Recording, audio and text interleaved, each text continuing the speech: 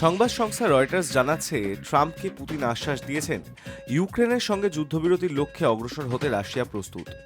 শান্তি প্রতিষ্ঠার লক্ষ্যে ইউক্রেনের সঙ্গে আলোচনা এগিয়ে নিয়ে যাওয়ার বিষয়েও ট্রাম্পকে আশ্বস্ত করেছেন পুতিন।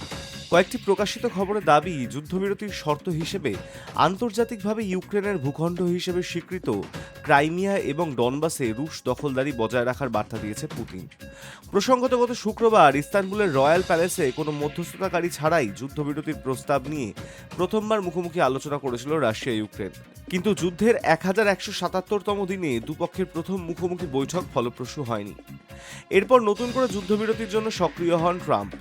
হোয়াইট হাউসের তরফে রবিবার জানানো হয়েছিল, পুতিনের পাশাপাশি ইউক্রেনের প্রেসিডেন্ট ভলোদিমির জেলেনস্কির সঙ্গেও কথা বলবেন ট্রাম্প। আলোচনায় উল্লেখযোগ্য অগ্রগতি না হলে মস্কো অন্তর্বর্তী যুদ্ধবিরতির প্রস্তাব মানবে না বলেই মনে করছেন কূটনীতি ও সামরিক বিশেষজ্ঞদের একাংশ।